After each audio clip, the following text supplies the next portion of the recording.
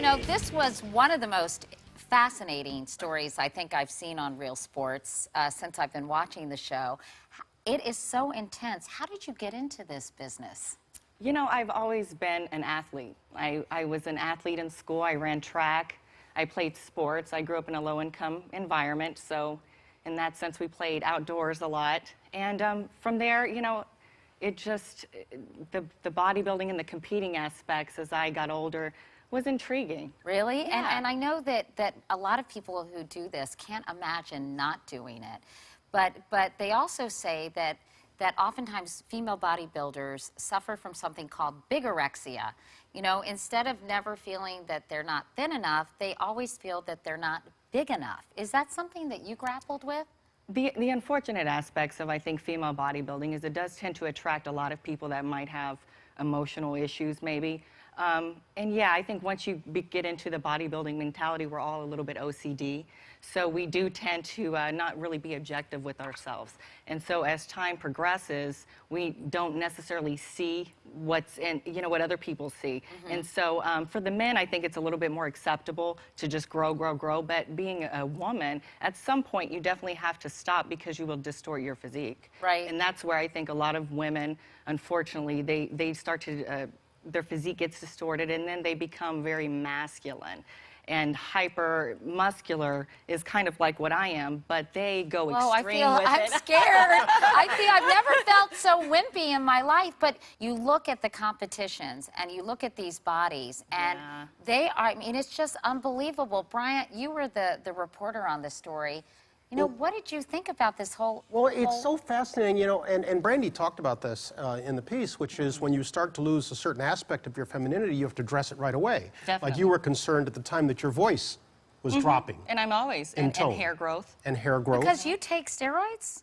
I do openly take testosterone. To be a woman and take any kind of steroid, you know, you don't just become a man overnight. So it's a long progress of taking stuff, maybe even abusing stuff, not letting your body rest. What's also interesting and sad about it is, and Brandy can speak to this better than I can, which is despite all the sacrifices people like Brandy make, you're not going to get rich doing this sport. The women are woefully underpaid. And then I think the story took an even stranger turn when you talked about something called muscle worship. There are guys out there who fetishize, is that the right word? Yeah. Women with extremely muscular physiques. They're called schmoes? That's what I think a lot of the women call them schmoes. I think it's a bit derogatory to consider somebody who maybe appreciates a muscular physique to call them a schmo.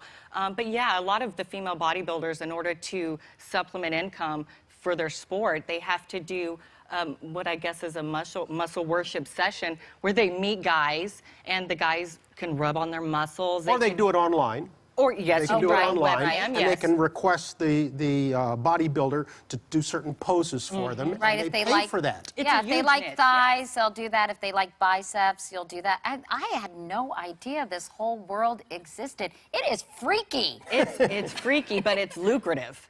It was a fascinating piece. And can you imagine sort of not doing this? I mean, at 35, you're going to become a school teacher or something? No, I mean, actually, my bodybuilding is my business. I'm an entrepreneur, and I... You're going to stick with it, though? I sure am. Female bodybuilders can go to their well off in their 50s, and they look awesome.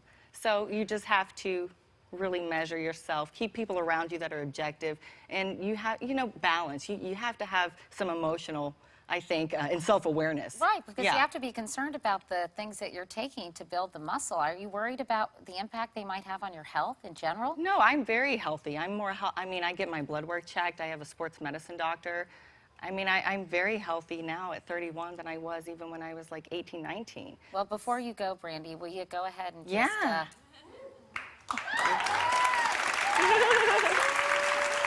They're solid. I know. And Katie's always had great guns, but these... Oh, those are all nice. Not quite like Brandy's, but... Beautiful.